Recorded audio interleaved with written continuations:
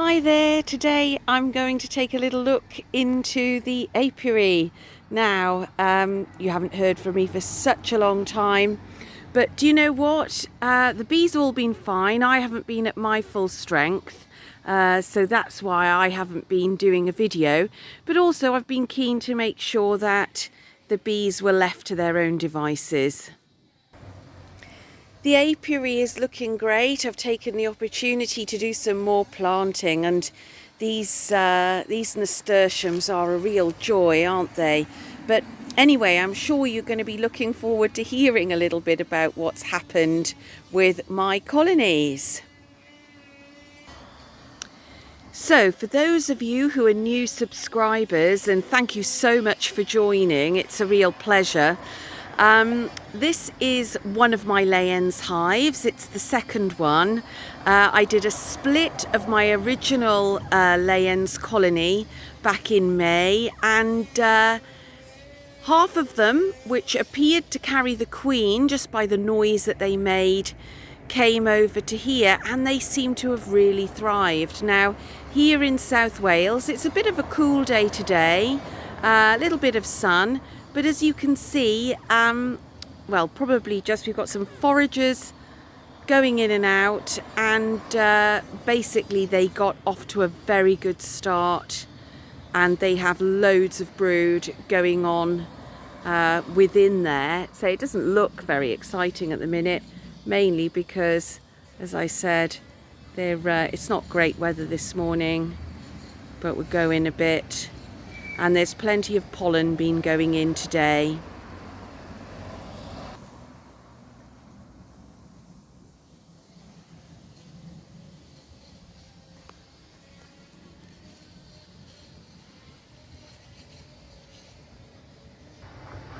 I definitely feel that my little mini orchard, it is a very mini orchard, just a couple of fruit trees, have benefited from all the bee action, because I really have not had this many pears so many years in a go. It's a mixture of sort of apples and pears going on in this part of the garden, and there have been all kinds of bees, not just honeybees, but also beautiful mason bees and all kinds of bumblebees. So this is my Hyde hive. Now, it is what Hyde Hives, who are the makers of these beautiful hives, they call it a Layens style hive.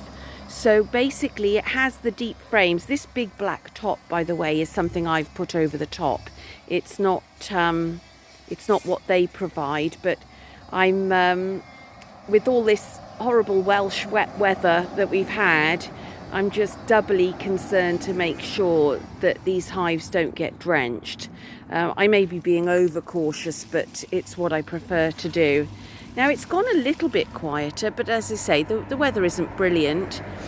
But I was quite concerned about this hive after the split, because it appeared that there was absolutely nothing going on, and it wasn't until after 9 weeks after the split that there was in fact sealed brood, and I was very relieved. Now, there seem to be bursts of activity, and my main strategy is leaving them alone. I come out, just take a little look. I've reduced the entrance. I've reduced it with my own sort of entrance reducer, just because there are a lot of wasps here in the UK at the moment. And but basically I'm quite pleased with what I'm seeing here.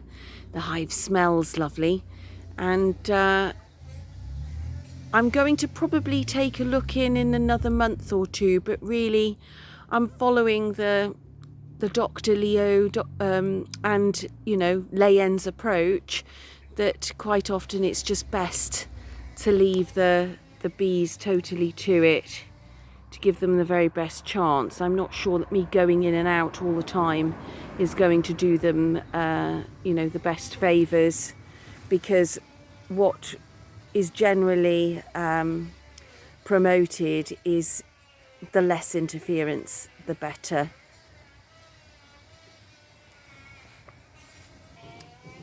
So just to give you a little view inside this Layens hive, we're on the very edge here. There has been a little bit, you can see I've got a wax strip there, starter strip, but under that there is some comb that they've built themselves, that little curve of a strip, and bees just on this last part, they've basically drawn out that comb from the foundation that I've had.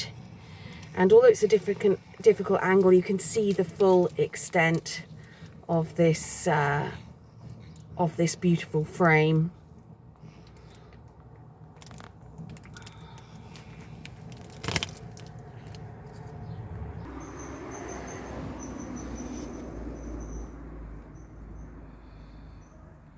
I mean, they are very gentle, this colony. I mean, I haven't got any suit on right now. I've just gone into the edge, but they're just cracking on with what they need to do. It's quite quiet, but I'm not going to worry too much about that.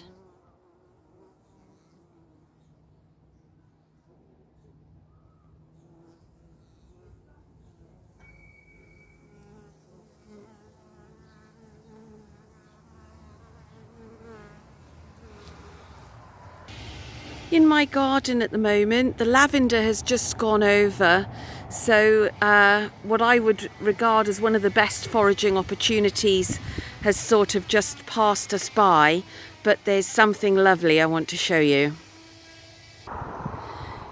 Just on the other side of my garden wall is this. Now this has been planted by the local council.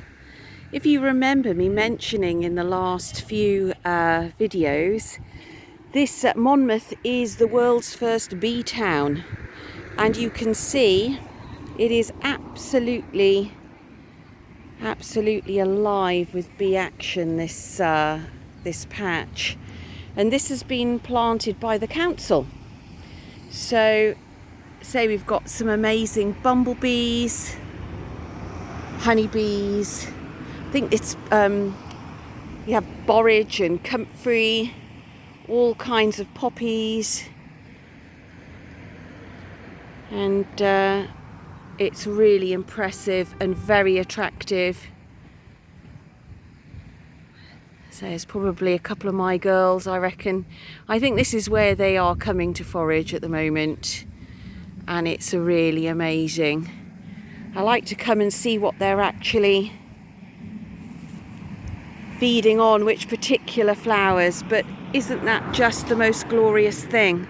And I think, you know, as time goes on, I'm just really hoping that perhaps more towns now will start to do this kind of planting.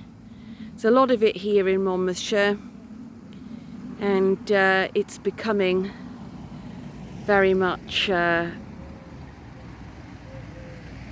the political thing to do, and perhaps we can also take more ideas for our gardens too. But I just wanted to share that with you because I think it's pretty impressive.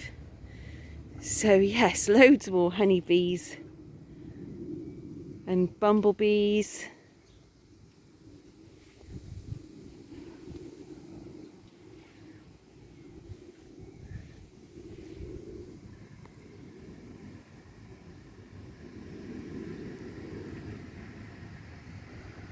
So I will be going into the hive at some point in the next so many weeks. As I've said before, I've not really wanted to disturb them. It's one of those things, isn't it? Every time you go into the hive, there's always risk that you're going to do some damage by actually crushing, but also sort of setting them back a little bit. So with everything that's gone on this year, especially in the UK, the weather has been extraordinary. So many natural beekeepers have for the first time fed their hives because bees have starved. It's been both very dry at certain points and then incredibly wet. So it's been most unusual. I did actually feed my bees at one point. I I felt as though I'd almost betrayed Dr. Leo, but I think Dr. Leo would have approved, because really it was the difference between them surviving and not surviving. So that was the view I took, but it's not something that I'm going to regularly be doing. So thank you very much for watching, and for those of you who've persevered, and thank you for your lovely messages asking what's been going on and how the bees are, how I am. It's been lovely, actually. So I hope you're all doing well, and I hope especially you UK beekeepers, if you've had this strange and terrible weather, I hope you've managed to keep your colonies going, and all the very best to you. Keep well, keep safe, and hopefully, say, another video will follow soon. Bye bye.